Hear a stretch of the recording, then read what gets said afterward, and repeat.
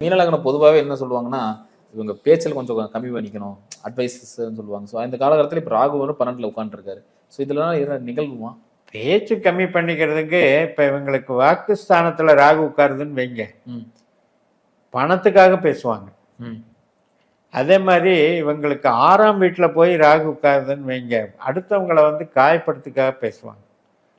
அதே வந்து இவங்களுக்கு 8ஆம் வீட்டுல போய் ராகு தன்னுடைய சொந்த நட்சத்திரத்திலே உட்காருதுன்னு வைங்க, அதே மாதிரி 12ஆம் வீட்டுல சதயத்திலே உட்காருதுன்னு வைங்க, இவங்களுக்கு இவங்களுடைய செயல்பாடுகளே இவங்களுக்கு வந்து வீழ்ச்சியை கொடுத்துரும்.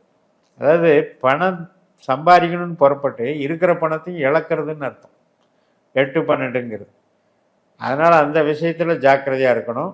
எப்பவுமே பாருங்க, 8ஆம் இடம் அப்படின்னா பேச்சு பிரச்சனைன்னு அர்த்தம். 2க்கு 7ஆம் இடம், வாக்குஸ்தானத்துக்கு அது 7ஆம் இடம். இப்ப 8ஆம் பாவத்துல தானே சுவாதி இருக்கு. அவர் போய் 2ஆம் இடத்துல உட்கார்றாரு. அப்ப சுக்கிர நட்சத்திரத்துல தானே உட்கார்றாரு. அப்ப அந்த சுக்கிரனுமா 8ஆம் அதிபதி அல்லவா. அப்ப ஏதோ ஒரு வில்லங்கத்தை பேச்சுல உண்டு பண்ணிடுவாங்க.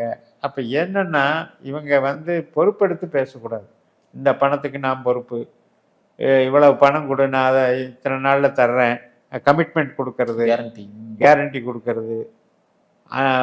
அதாவது கற்பனையில வந்து நம்பிக்கையை வளர்க்குறது. நான் எனக்கு இப்படி வந்துடும், நான் இப்படி கொடுத்துருவேன், இப்படி செஞ்சிருவேன் அப்படின்னெல்லாம் பிரம்மாண்டமா வளர்க்குறாங்க இல்லையா. அது வந்து கற்பனையில வளர்த்து நம்மளை இழுத்துட்டு போய் படுகொலியில தள்ளுறது. எப்பவுமே ராகு கேதுகள் வந்து என்ன மாதிரியே பண்ணுவாங்கன்னா, ஆசை காட்டி மோசம் பண்ணுவாங்க. அந்த ஆசை காட்டும் போது யாரு சொன்னாலும் அட்வைஸை ஏற்றுக்க மாட்டாங்க. இல்லை இல்லை எனக்கு வந்துடும், கான்ஃபிடென்ட் இருக்கு அப்படின்னு பண்ணிட்டு பிரச்சனை ஆன பிறகுதான் எப்படியாச்சுன்னே தெரியல, மாயமா வந்துருச்சு அப்படின்னு. அதுக்குத்தான் இதை மாய கிரகங்கள்னே சொல்றது.